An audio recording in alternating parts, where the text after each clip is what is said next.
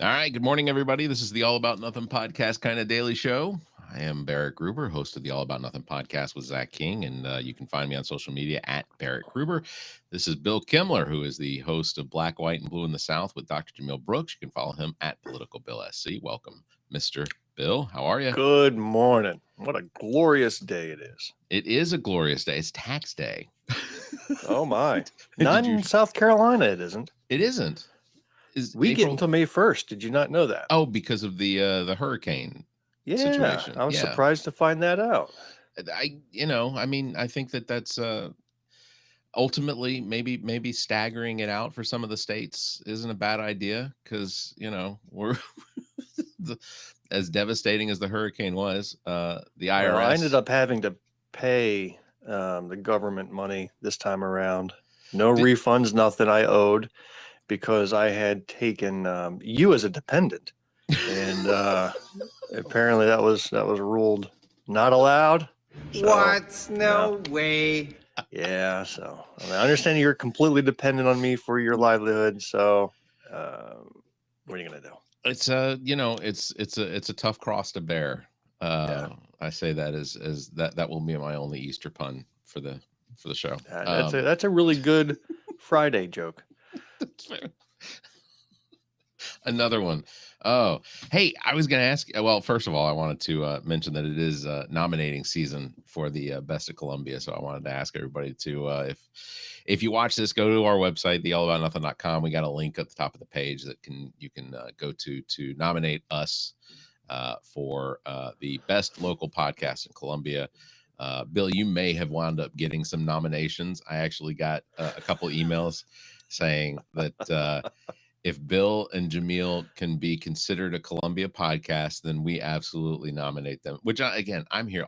Look, if we can... It doesn't say the qualifications are. I mean, we did record in Columbia for our last episode, so that should count. And like I said, I've got my buddies Midas and Fame. They record out of Camden and Rock Hill. And they're going to get nominations. Oh. I'm, like I said... I say inundate the entire thing. Make the free times put in, because I think last year they had 4 podcasts that were up for voting when the voting came around.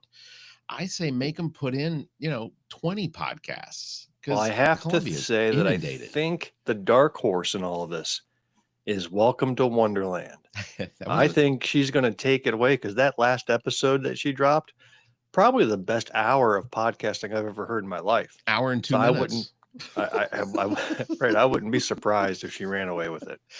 It was a fantastic episode. I actually listened to it twice. Not to give it more numbers, but because the back and forth that you and me had, and the information that you gave was such it was a very entertaining explanation of what goes into running for elections, and just the ins and outs, and the questions that she asked were so good. She's a really good host. I appreciate her raw talent in that area. She was really good. Yeah, she was also Ami was also my guest host for the last episode that I recorded with Mela Borowski, who is a a pagan witch and hypnotist and therapist, and I enjoyed doing the episode with Ami, because I think Ami really did very well at keeping me on track. I sent you a text message to compliment how well you and Ami worked, and what you didn't know, Barrett, is that you were not the first one to receive that text message. Oh, so the text message was, I just listened to you with the pagan hypnotist, and that you and Ami worked well. Yeah. Now, that actually went to my pastor first, because because I was engaged in a thread there about clean up on church grounds and didn't realize who I was texting. So yeah, my pastor gets this text about the pagan hypnotist, and I said, "Oops, that was meant for somebody else." That's great. And then I just copied and pasted it to you. Now, fortunately, I have the coolest pastor in the universe, and if there's one who's going to receive a text message about a pagan hypnotist, she's the best one to get it. So I dodged a bullet there. But if back in my Catholic days, if Father O'Malley had gotten that one, I'd be getting a lecture. Well, it's like I can't remember who I was talking to, but it was a friend that listened to the episode and said, "Hey, that was a really interesting episode." Said and they're Presbyterian. And I don't know how it happened, but it worked into a joke because you can classify the different denominations of Christianity or evangelical, Protestantism, whatever. You can classify them into some of the very fundamental pieces of what makes the cornerstone of their particular denomination, which Presbyterian is that everything is predestined, and so that's. You roll your eyes, but that was one of the things I was taught. Well, it's because I am Presbyterian, and that's not quite how it is, but I get where it's coming from. So it's a very basic, simple look at it, and eventually the joke worked into, well, you already knew that it was coming because it was predestined anyway. So being Presbyterian sort of helps out in that situation. But yeah, that was the joke. Did you watch any of the Masters this weekend? I have zero interest in golf. Thank God. No. Okay. No, not at all. I don't know a single master from a mistress, and I don't know anything. I know nothing about it. Forget it. I find nothing more boring than having to be forced to turn on people playing golf. My father-in-law said that in order to go see the Masters, one, you have to enter into a lottery to be able to win the ability to purchase tickets. And then he told me that to purchase tickets, it's like $6,500 a ticket for all four days, including some practice rounds the beginning. And I said, I cannot imagine a more wasteful thing to do on a week than spending $6,500. And again, this is me, and I understand that I am this, but the idea of spending that much amount of money the only reason you would see me there is if I got a chance to shout Baba Booey on a downswing. Yeah. Right? Like that's the only interesting thing about the Masters to me. So and what's great is the guys from the Howard Stern show absolutely will sit there, and he has guys that will watch the Masters specifically just listening to hear if somebody yells a Baba Booey so they can put it on there, because they know that person got kicked out. Like as soon as it happens, that dude's kicked out.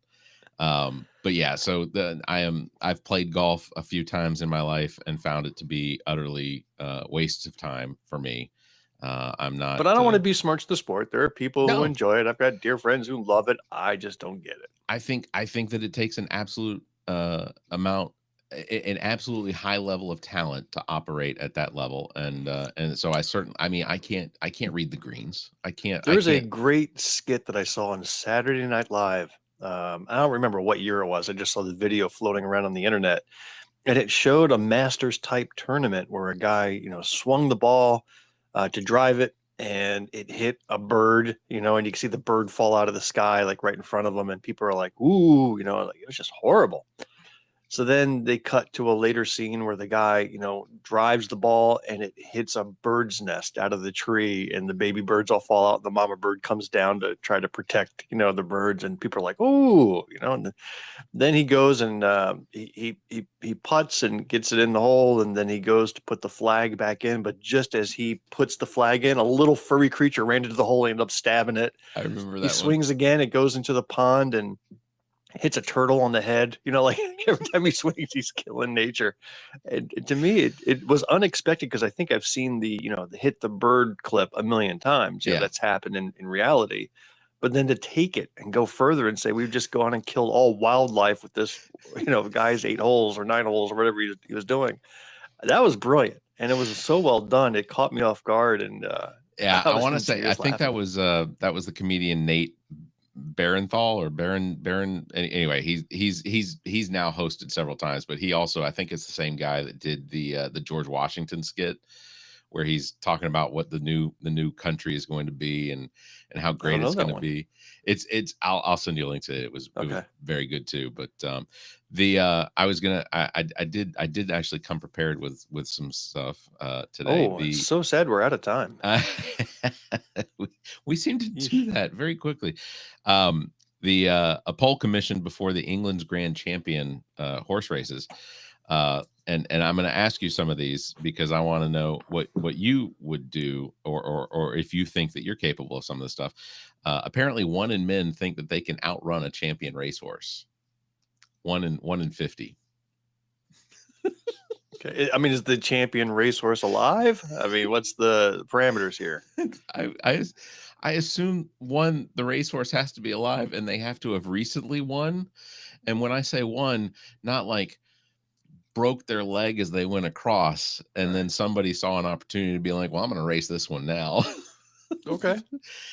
So I fall into the 1 of 49 that does not actually believe that I can race a champion or beat a champion racehorse. I'm sorry, you said 1 in 49 does not believe they can beat, or Yeah, no. wait, what was the stat again? It's 1 in 50 believes that they could outrun a champion racehorse. Okay, so you're one of the 49 out I'm of one 50. of the 49 out of 50. Okay, correct. got it. Yeah. 1 in 5 adults believe that they could lift a chimpanzee off the ground. So 20 out of 100 believe that they could lift a chimpanzee. Now, All right, I might put myself in that category. Why wouldn't I be able to lift a chimpanzee? I guess it just depends on how big the chimpanzee is, because they didn't specify like. I mean, we're not talking an ape, we're not chimpanzee. Maybe I just assumed that they were like kind of some of the smaller monkeys. Am I wrong? I picture Bobo, like Bobo the chimpanzee they'd have on TV, and he'd sit in somebody's lap. So I think or hang around your neck and you carry him around. So why is that one? That now has me worried that I might be able to beat a racehorse. Well, see, and that I think that's part of the issue. Apparently, there was a YouGov poll back in 2021 that found that 61% of Americans think that they could beat a goose in a fight. Okay, well, yes. I'd kill a goose. I mean, okay. I'm genuinely curious as to how little news there was in 2021 when everything was either just COVID, right, insurrection, or we need to come well, up with that's something the to ask secret. people. They were talking to or interviewing people who are on breathing machines. That's right. So that's what was what happened. No, I can't be a goose.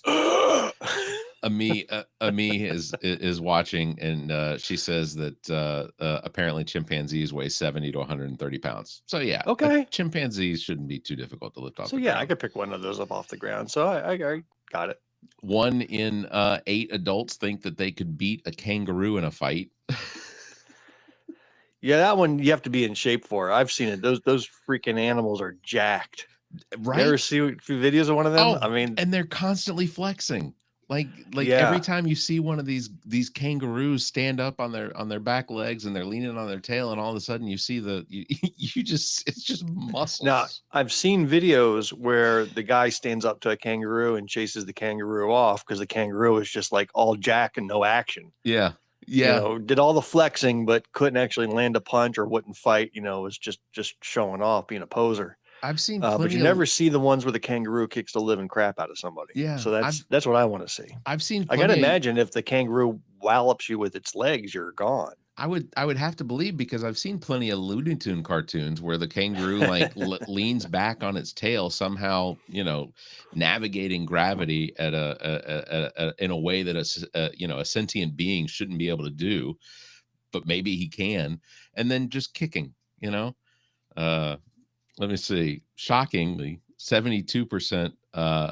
There was a 72% of people polled said that they could take a rat out. That they could take out a rat. 72%. Like on a date?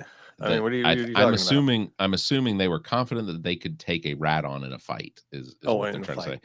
So I'm really curious about the 28% that we're not sure on that one. 2% of British men thought that they could beat the chimpanzee in a fight. Chimpanzees wasn't a chimpanzee. They fight dirty. I don't know. That's a tough one.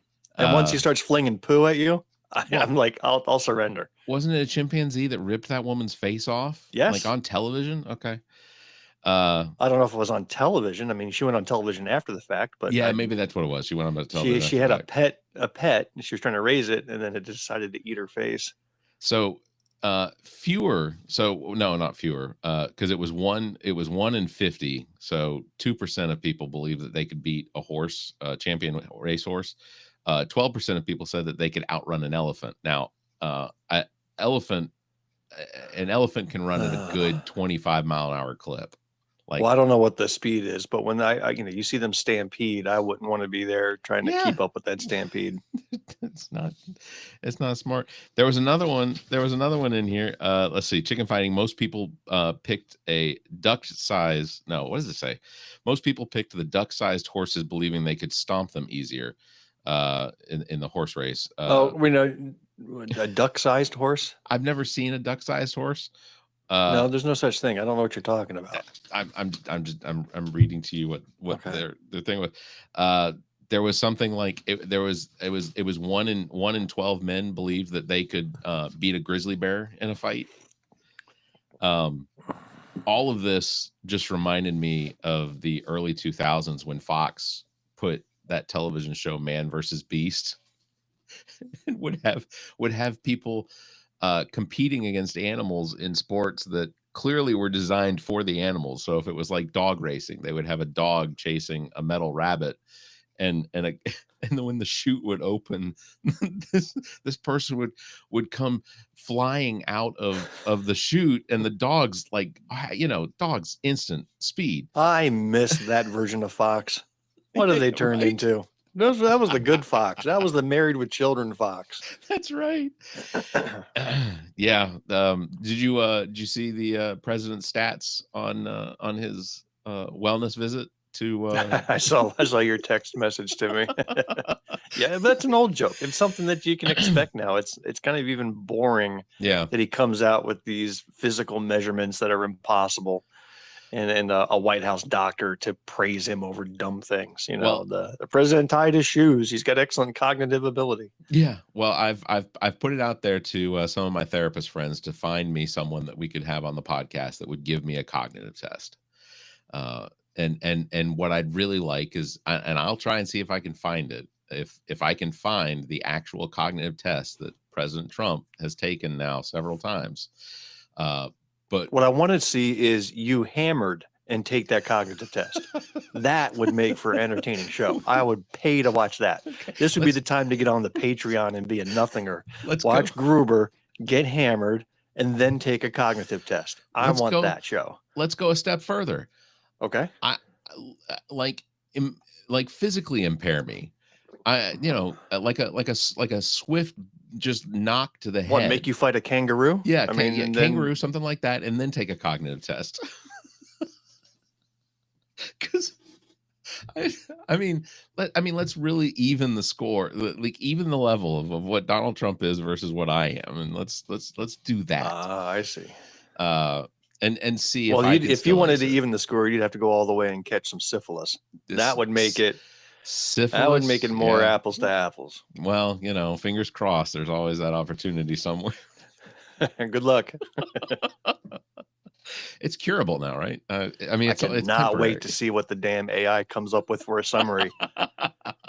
To have lighthearted banter about sexually transmitted diseases. Okay. That's in fact, fair. Let's tweak the AI and let's just bring up, sex toys, diseases. Okay. So on that subject, Katy Perry, Gayle King, Amazon fiance founder. How do we go Jeff from sex Bezos, toys to that? Because the Blue Origin rocket looks like a very fat dildo.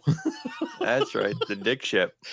They said that Katy Perry got up there and everyone in the ship was encouraging her to sing one of her songs when they reached the point at which they're not really in space, but as far up in the atmosphere. Is this Blue Origin's rocket's going to make it? They encouraged her to sing one of her own songs, but she chose to sing Louis Armstrong's "What a Wonderful World," which is ironic, leaving it sort of. But now she's with Orlando Bloom, if I'm not is mistaken, right? She was all. I know at one point she was with Russell Brand, who No, now that was ages ago. But I Yeah. think the latest was Orlando Bloom, and I'm wondering if he was like praying, like, "Oh, hope she stays up there." You know, I hope she doesn't come down. This would be great. Did you see 2 great video clips yesterday? After that ship came down, did you see what happened to Bezos? Have you seen that yet? Oh, did he fall off of the stairs, or No, he was just heard about walking it. around the craft. The craft's like on dirt, right? Yeah. So they landed in a desert somewhere, and he's walking around looking for the door or something, and then he completely face plants into muck, like boom. But that wasn't the funniest video yesterday. I want to pivot to another video. Did you see the one with JD Vance and the Ohio State team? Yeah. In fact, Oh. I went on somebody's Facebook and made a joke about JD Vance fumbling worse than Ohio's fumbles during, that was that was embarrassing. And of course, So for those that didn't see it yet, and you can find it quickly, the Ohio State football team came to the White House for a visit, fine. And the president and vice president are outside posing with the team. And one of the, I don't know if it was a coach or a player, hands JD Vance the NCAA football trophy, and it collapses in Vance's hands and pieces fall to the ground. And you can see him fumbling trying to get it. It was just awful. I showed that to like 5 guys last night, and they all just cringed. Hey, I'll tell you what. Governor Walz would not have dropped that trophy. No. Nope, Well, he knows how to handle a championship trophy. JD Vance does not. I don't, and so I don't know. I gotta believe that when the college football playoff NCAA championship trophy is constructed, that it's obviously in pieces, because one half is wood, the other half is, we're back to the dildo. One half is wood, the other half is metal or some sort of composite that's been crafted. How do you know this? It seems like you've personally handled wood. Well, I've seen, Look, some of us have prison stories, some of us don't. But it, it's a large trophy. It's a heavy trophy. I don't understand how a situation could have occurred with JD Vance like this if the trophy was solidly put together as one piece. So I'm not taking anything away from the comedy, but I don't understand why it fell apart so easily. Is it for transport? Like, did anyone warn JD, hey, this thing's in 2 pieces, maybe don't pick it up? It's kind of the pattern, that as soon as they get their hands on it, it collapses. Like the American economy. There's a lot of where's that sound effect? Give me something for that one, buddy. Yeah, thank you. That was so. Do you see how we're in our final minutes here, but you see how China is absolutely manhandling the global economy right now? Oh yeah.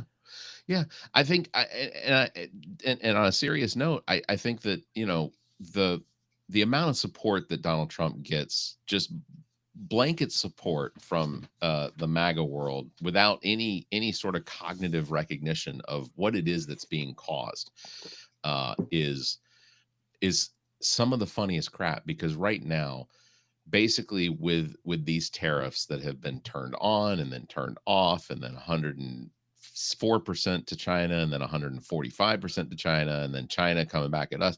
Look, China does not need the United States. I think we make up like 2% of their gross domestic product in what they sell to us. But I one of the things I think people don't understand fundamentally is that the United States does not purchase things from other countries. I mean, not in the sense of like the things that we buy. So the exports that are coming from other countries do not actually impact the United States. When it comes to, the United States doesn't have to buy iPhones to be sold in the United States. Those are being sold by retailers, Apple specifically, here in the United States. So China doesn't need us. And what Have we've you done is we're your basically TikTok feed? yeah. Mine has turned 50% into Chinese propaganda now. Has it happened to you? Not Like half really. of my feed is either AI videos showing Donald Trump in a factory, trying to do the Oh yeah. work, I've right? So seen that's I've that's seen half some the of those. feed. That's true. The other half are Chinese individuals trying to sell me Tide Pods direct or housing, like little mobile housing units direct. Like now I'm Oh, being sold goods that says, interesting. you can just buy direct from us and bypass all the tariff stuff. Yeah. And again, I'm not liking these videos. I'm not dwelling on most of them. But somehow my algorithm is completely flipped over from ByteDance, a Chinese company, into Chinese propaganda. Do you watch them Uh, all the way through? Maybe not, that's no. not usually. I mean, I have no interest in Tide Pods, so I don't know why that pops up. The little Interesting. tiny mobile houses that you can just like build in your backyard. Yeah, yeah. I have watched those because that looks cool. I think, Yeah. boy, I would love that as a getaway office. Just build that in my backyard. It's like all windows, all glass. It looks very comfortable. I could see myself living in one of those by myself. That'd be great. I think some of the coolest videos that I watch on like YouTube that become like when I watch them, I'll watch them in succession, like several over and over and over, are the ones where people are building like hidden, like out in the middle of nowhere in the woods. They'll build a log cabin purely off of what they have on their property or whatever. And I'll watch it from start to end. And then I sit there and I think I could probably do that. So when all of this, in the next couple years goes to hell, then maybe that's what I'll do is I'll just build a log cabin, because I don't know that I'm going to be able to escape the United States at that point, because I don't figure any other countries are going to want us. Maybe El Salvador. I certainly don't want to besmudge or besmudge. That was my favorite word.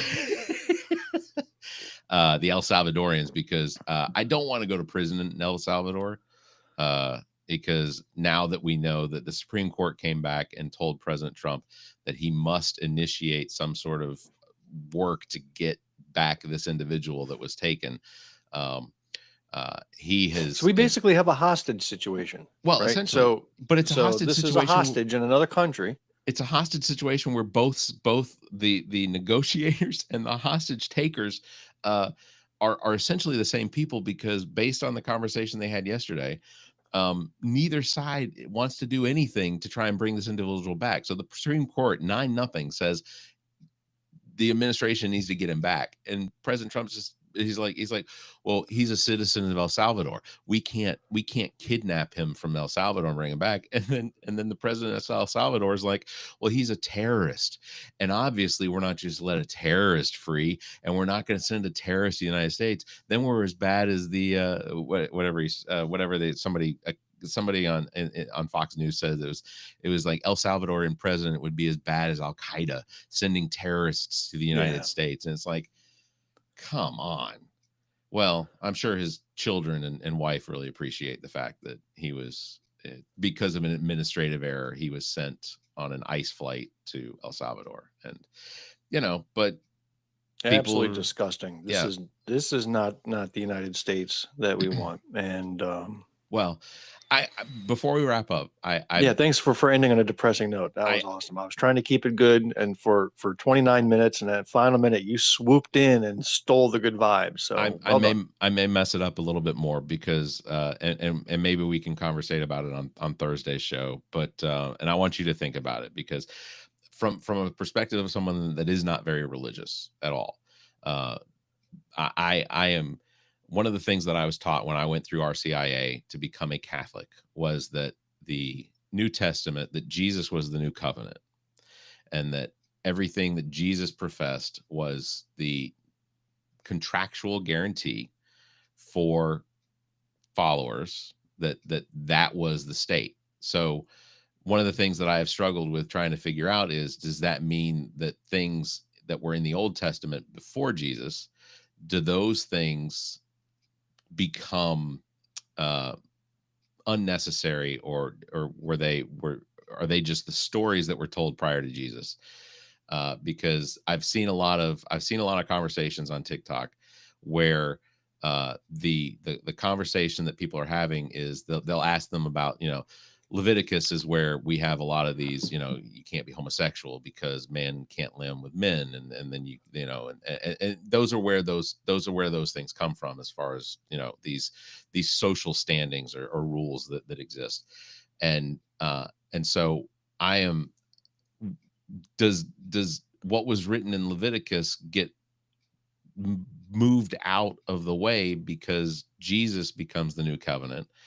And I realize that this is a conversation for much grander and time requirements, but I'm genuinely curious how does it work? Because in Leviticus it says you can't eat pork, and yet churches have barbecues and things like that. So I'm trying to understand, is it just that some people want to ignore pieces of it in favor of the things that make them feel better? Is that how all this works now?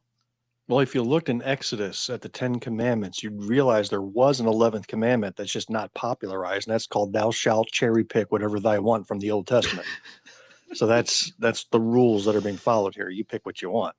It's yeah, I did miss that one. That must have that was a subsection commandment. Well, again, it's just one of those things that I'm genuinely curious about, as to how people can do the cherry picking. All right, I feel like you're keeping me hostage here in this conversation now. Blink twice if you need to go. All right, we'll wrap it up. That is going to do it. That is a wrap for this episode of the All About Nothing podcast, kind of daily show. Remember, please go nominate us at or any of the big media podcasts. You can go to theallaboutnothing.com. There's a link there, and me could very well be the dark horse in this competition. So that episode with you and me was fantastic. Of course, like 1 out of 50 people think they could outrace the dark horse. So you learned that today. Yeah, that's very true. Big thanks for tuning in, everybody. Don't forget to follow me at Barrett Gruber and Bill at politicalbillsc. You can catch us live every Tuesday and Thursday at 5:30 a.m. Eastern, because apparently you all also have nothing to do. So until next time, you all stay safe, be kind, and keep your hands to yourself. That was a busy one. Oof. Roller coaster.